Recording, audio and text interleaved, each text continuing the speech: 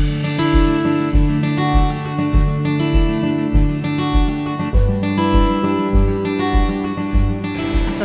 warahmatullahi wabarakatuh.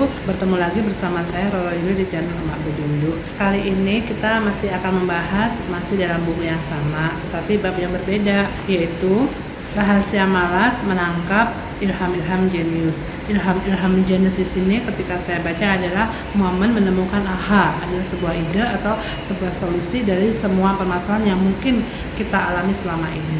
Di sini ada tekniknya teman-teman.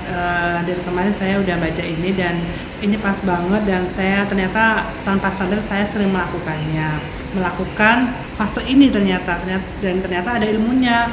Kalau saya hanya menangkapnya mungkin dari beberapa seminar saya yang dahulu, emang kita tuh nggak boleh ngoyo, dan berarti kita emang udah berusaha, tapi kita harus mempunyai waktu me time terhadap diri kita sendiri, sehingga waktu itu adalah sebenarnya waktu yang paling efektif untuk memunculkan ide atau cara terhadap sesuatu hal yang kita hadapi. Bagaimana caranya? Ketika kita tidak melakukan apa-apa, justru ilham-ilham jenius itu akan merasuk ke dalam diri kita. Dalam buku ini dikatakan bahwa makin sedikit yang dikerjakan, makin banyak yang terselesaikan. Jika logika ini diteruskan, rumusnya akan berbunyi, jika kita tidak melakukan apa-apa, segalanya akan berhasil kita selesaikan. Kita mungkin di sini akan, kok bisa gitu ya, kita kok nggak ngapa-ngapain tapi terselesaikan. Nah, kita ambil sampel di sini. Di sini ini dijelaskan dan akan saya korelasikan dalam kehidupan saya.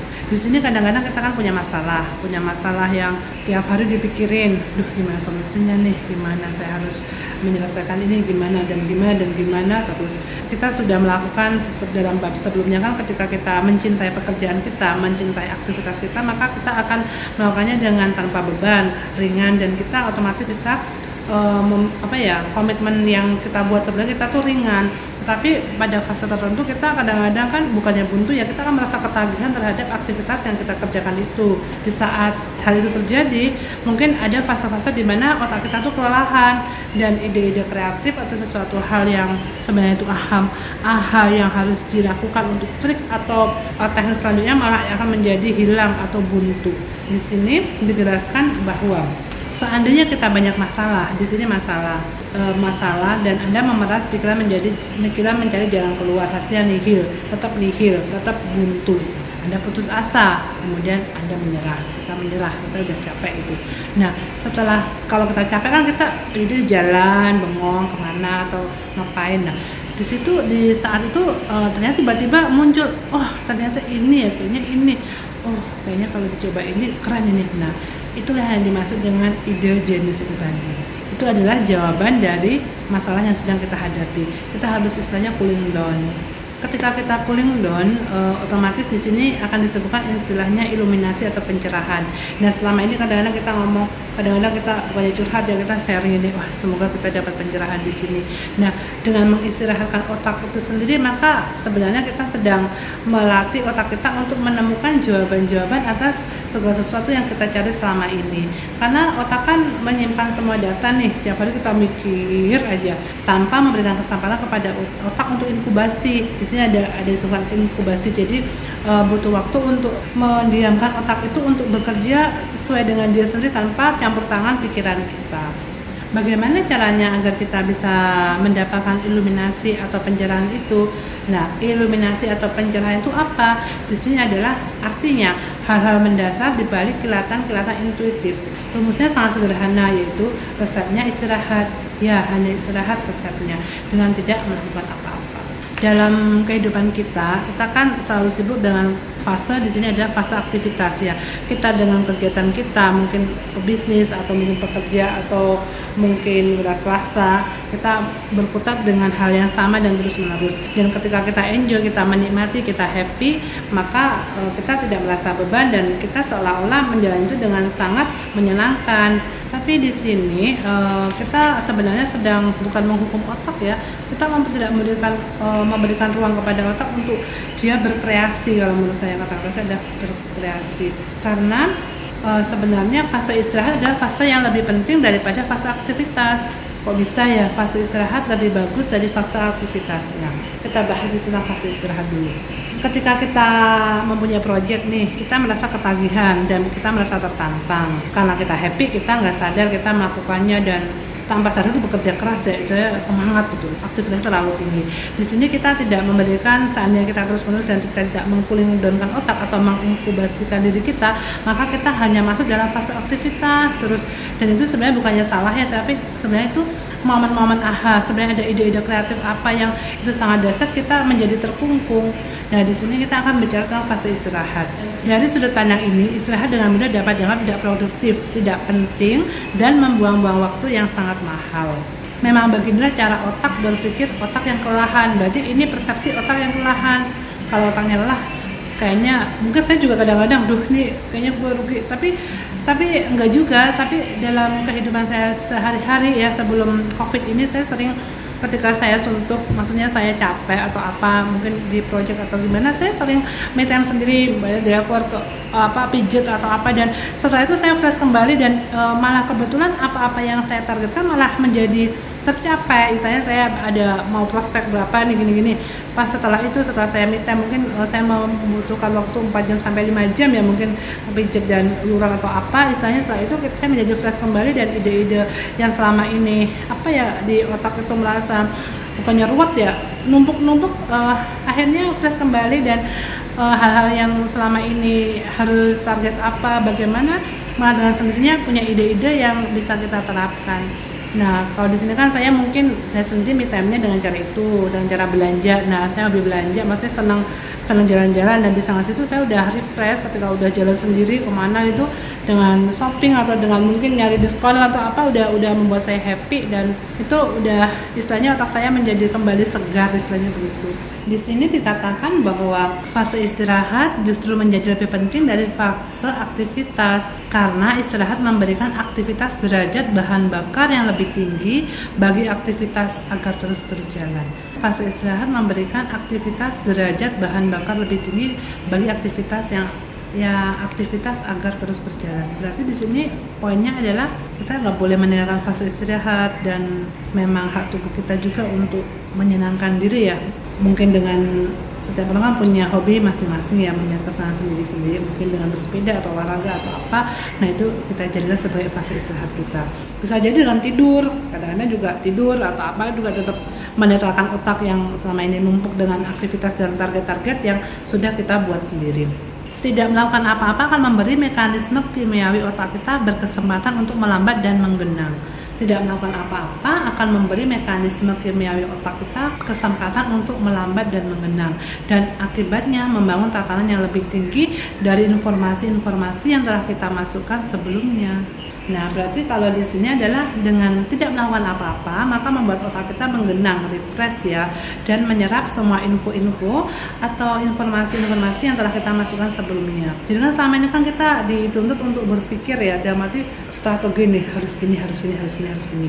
Nah, kita nggak membiarkan otak itu untuk mencari jalannya sendiri gitu loh, supaya dia bisa menemukan celah atau ibaratnya mekanisme melambat dan menggenang. Nah, melambat dan menggenang berarti dia netral, berarti kayak tumpukan-tumpukan tuh kayak mungkin air keruh itu langsung netral kali ya, nanti langsung udah kelihatan nih di permukaan, oh kita harus ngapain. Nah, kan harus ada inkubasi dan menggenang, itu ada taraf itu. Mengistirahatkan otak akan membuat rileks pikiran lama yang telah baku, dan memberinya kesempatan untuk membuat koneksi saraf yang baru. Nah, di sini dengan mengistirahatkan otak maka kita akan membuat rileks pikiran, sehingga dia bisa punya kesempatan untuk membuat koneksi saraf yang baru. Nah, di sini koneksi saraf yang baru ini sangat penting, karena itu adalah bisa menunjukkan keajaiban yang luar biasa, dan kita pun memperoleh keajaiban itu justru dengan tidak berbuat apa-apa. Kita akan menemukan kelihatan tadi ya, pencerahan dengan kita mengistirahatkan otak itu sendiri, masuk pada fase istirahat. Dengan tidak berbuat apa-apa, dengan beristirahat, benar-benar otaknya bukannya kosong ya, benar-benar rehat lah, kita nggak usah mikirin aktivitas kita yang penuh dengan target, dengan yang kita buat dengan komitmen kita sendiri di bab sebelumnya. Oke, di sini ketika kita mengistirahatkan otak, maka di sini ada fase dari inkubasi menjadi aha. Berarti kadang-kadang ketika kita udah menggenang tuh, pikiran-pikirannya udah didiamkan, masuk dalam hening. Nah, itu biasanya ahanya itu akan muncul, dan memang benar karena kita benar-benar nggak memaksa otak untuk terus bekerja di sini. Semua lahir dari kediaman, dan dari berhenti dari periode inkubasi masalah. Semua yang lahir dari kediaman, dari keadaan berhenti dari inkubasi masalah. Berarti memang kita harus berdiam diri, masuk dalam hening, menetralisir semuanya tanpa intervensi terhadap otak kita. Biarkanlah dia bekerja dengan caranya. Orang yang gila kerja berusaha menghasilkan ide-ide kreatif. Itu karena mereka tidak tahu rahasia malas saya tentang ide-ide cemerlang para jenius. Wah, ini saya juga kadang-kadang gila kerja ya, maksudnya senang beraktivitas. Di sini juga kita harus seimbang ya ternyata ya. Sebaiknya mereka tetap terikat dengan rutinitas yang menekan, suntuk dengan detail-detail tak penting. Dengan menolak beristirahat, mereka bukan hanya kehilangan perspektif, tapi juga menghilangkan kesempatan otak untuk mengungkapkan keajaiban kosmik. Nah, keajaiban kosmik ini yang kita akan rugi ketika kita terlalu fokus pada semua ide-ide kita. Ada kalanya mungkin di sini bisa itu ya, kita harus seimbang ya. Ada kalanya kita emang melakukan aktivitas yang luar biasa ya, sesuai dengan komitmen yang udah kita buat. Kita membuat lompatan ini A, B, C, D udah selesai, tapi kita juga harus berhenti pada satu titik ketika kita harus inkubasi, harus berdiam diri, membuat waktu dengan diri kita sendiri, sehingga mungkin ide-ide yang lebih ide-ide lebih keren, yang lebih bagus itu bisa didapatkan dari inkubasi itu sendiri daripada dengan ide-ide kreatif yang dari otak kita bekerja. Nah, tapi memang benar ini selaras dengan apa yang sering saya lakukan ya, dengan pijat itu tadi. Kalau saya, jadi saya memang benar-benar kalau banyak aja sampai paham kata itu, Bu capek banget ya, capek saya bilang. Ya, habis itu setelah itu saya refresh kembali dan saya bisa menjalani aktivitas dengan enjoy, dan mungkin ada strategi apa yang selama ini saya pikirkan bisa didapat dari ketika saya pas bengong atau saya pas berdiam, saya mempunyai waktu dengan saya sendiri. Saya banyak hal-hal yang terjadi di situ dengan saya juga sih memang. Nah, di sini rehatnya itu kan berbeda-beda. Nah, Anda hendaknya jangan terjatuh ke dalam jebakan ini. Sangat penting bagi Anda untuk berhenti dan mengambil jarak dari fokus utama Anda dan melakukan hal-hal lain. Letakkanlah di belakang pelita, berliburlah selama sehari, 1 jam, 20 menit atau berapapun. Dan kata lain, lupakanlah semuanya dulu. Di sini bahkan disebutkan bisa liburan sehari nggak bisa ya sudah, berapa 20 menit atau berapapun, tapi benar-benar kita tuh netral tanpa berpikir terhadap apa yang kita jalani. Berarti benar-benar meletakkan kayak orang mungkin gelas kalau dibilang capek gitu lah, ini letakkan. Nah, di sini disebutkan, dicontohkan bahwa Einstein misalnya akan rehat dengan melainkan biola. Nah, bagi teman-teman semuanya mungkin rehatnya berbeda-beda. Mungkin ada yang kalau saya jalan-jalan, mungkin ada yang mungkin main musik atau apa, atau mungkin karaoke juga termasuk itu merehatkan pikiran juga kalau saya. Dan nanti walaupun itu minimal saya happy lah di sini dan bisa merefresh otak saya kembali. Teman-teman, di sini ada satu lagi istilah yang mengatakan bahwa keuntungan tahu segala-galanya tanpa harus berusaha mengetahuinya. Seolah-olah terkesan seperti dukun ya. Keuntungan tahu segala-galanya tanpa harus berusaha mengetahuinya. Kayaknya berarti kan, nah benar-benar. Di sini kan gini, pengetahuan memang sangat penting bagi kesuksesan, tapi sayangnya kita mustahil tahu segala-galanya. Kita nggak mungkin di sini dikatakan bahwa kita nggak mungkin menelan semua informasi yang ada dari luar. Dalam arti ketika kita lagi marketingan atau lagi target apa gitu, kita info kan banyak banget tuh, dari buku aja udah banyak banget lah, buku kan berbagai macam buku, dari tips inilah itulah, dan kita nggak mungkin menelan itu mentah-mentah hasilnya. Otak kita nggak cukup itu ya. Lalu bagaimana cara mencerna seluruh informasi yang beredar di luar sana? Kita tidak akan pernah bisa, dan kita memang tidak harus menelan semuanya. Jadi kita nggak usah menelan dan mencerna seluruh informasi yang beredar di luar sana, apapun itu ya. Nah, di sini jawabannya adalah intuisilah yang jadi jawabannya. Intuisi ya guys, intuisi. Kembali lagi dari sebelumnya saya juga mengatakan saya selalu main dengan intuisi karena saya orangnya feeling good sama not feeling good ya. Walaupun itu kelihatannya subjektif, tapi ketika intuisi kita udah kita olah, kita akan mudah kok kayaknya kalau ketemu sama orang lah, katakanlah contoh kasus itu, kayaknya feeling good deh. Memang kita nggak boleh ya mendahului, tapi dari berbagai rata-rata, dari berbagai saya yang hati saya udah ngomong ini feeling good sama not feeling good ya, itu benar itu loh. Nah, saya juga nggak tahu, ternyata di sini ada intuisi ternyata yang bicara. kita harus belajar mengenali dan mengandalkan intuisi kita, yaitu tahap pemikiran dan perasaan yang paling tinggi. Tahap pemikiran dan perasaan yang paling tinggi. Berarti selaras kali ya pikiran dengan perasaan.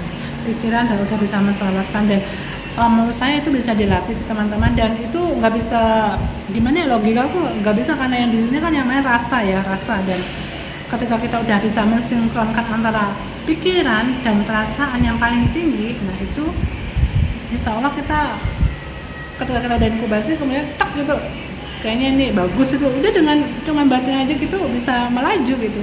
Nah itu benar, saya sering banget itu, kadang-kadang nggak tahu alasannya kenapa, tapi ini orang keren itu, kalau nggak ini bagus, nggak tahu kenapa ini bagus itu aja. Nah itu intuisi ternyata. Nah kita telah melihat bab 8 bahwa kehidupan terdiri dari lapisan-lapisan. Nah ini saya malah belum baca ya guys, nanti habis kita baca. Lapisan lebih dalam dan lebih kuat dibanding lapisan lebih dalam dan halus lebih kuat dibanding lapisan permukaan. Nah saya sebenarnya udah beberapa kali ikut seminar tentang masalah bukannya inner ya, sesuatu yang ada di dalam tuh sebenarnya lebih dahsyat kekuatannya daripada sesuatu yang kita lakukan di luar. Nanti kayaknya di sini ada di buku ini dan saya penasaran, nanti besok saya baca ini. Di sini ada soalnya kita akan melihat dari bab dalam bahwa kehidupan terdiri dari lapisan-lapisan. Lapisannya lebih dalam dan halus lebih kuat dibanding lapisan permukaan. Alam membentuk struktur berpikir dan perasaan kita dengan cara yang sama. Oke. Pikiran-pikiran terdalam kita lebih kuat dan lebih menyeluruh dari pikiran-pikiran yang ada di permukaan. Berarti pikiran-pikiran yang dalam adalah lebih kuat dari pikiran-pikiran yang ada di permukaan. Pengetahuan yang dalam diperoleh dengan cepat, sedang pengetahuan yang dalam diperoleh dengan cepat saat pikiran sedang segar dan hati sedang bersemangat. Nah ini cocok nih, pengetahuan yang dalam diperoleh dengan cepat saat pikiran sedang segar dan hati sedang bersemangat. Berarti intinya ada happy kan. Nah itu pengetahuan yang dalam. Nah pengetahuan yang lebih penting dari pengetahuan luar. Nah ini besok akan kita bahas di bab 8, dan saya belum baca, hanya sekilas, tapi belum mengilhami secara dalam. Nah, perpustakaan secara intuitif sangat mengetahui hal ini, dan oleh karena itu mengharuskan suasana hening dan tenang. Itulah kenapa kadang-kadang saya juga harus mempunyai waktu terhadap diri saya sendiri, untuk berbicara terhadap diri saya sendiri. Nah itu sebenarnya itu poin yang mahal ya, dan mungkin bagi sebagian orang tidak melakukannya, tapi ketika kita bisa berbicara dengan diri kita dan intuisi kita bicara, nah sebenarnya itu dia lebih tahu daripada pikiran kita sebenarnya. Dan itu benar, suasana hening dan tenang. Itulah kenapa kita kadang-kadang bolehlah kita mencari waktu sendiri untuk main sendiri aja, nggak usah sama siapa. Kita butuh waktu sendiri kok kadang-kadang untuk diri kita sendiri, untuk berbicara terhadap diri kita sendiri. Sebenarnya ini bagus nggak ya, kita jarang ngomong sama diri kita, padahal itu penting banget. Dan ternyata intuisi kan ada dalam diri kita. Ia memungkinkan pikiran untuk tenang, menyegarkan diri sehingga pikiran dapat belajar membedakan dengan jernih antara lapisan dalam dan lapisan permukaan. Nah, lapisan dalam dan lapisan permukaan ada di bab 8, nanti akan kita baca, kita kupas di waktu-waktu selanjutnya. Dan di bab terakhir nanti kita akan menelaah ranah paling halus dalam proses berpikir kita, dan akan melihat bahwa kita dapat meningkatkan kekuatan mental serta kejernihan intuitif kita. Oke, ini buku keren banget, dan di sini disebutkan bahwa contoh kasus yang pencipta mesin fotokopi ya, Xerox ini ya, bahwa kilatan intuitif itu tiba-tiba muncul dari gagasannya setelah dia menghabiskan waktu selama 4 tahun di perpustakaan. Berarti dia memang inkubasi itu butuh waktu, dan tapi ketika ide itu udah keluar ya akan menjadi mahal itu ya, begitulah gitu loh, karena ternyata emang butuh waktu dan itu nggak bisa tergesa-gesa dan nggak bisa dipaksa. Inkubasi itu nggak bisa, tetap ngalir, tenang, masuk dalam hening. Oke teman-teman, yang bisa kita dapatkan dari sini adalah bahwa fase istirahat lebih penting daripada fase aktivitas yang pertama.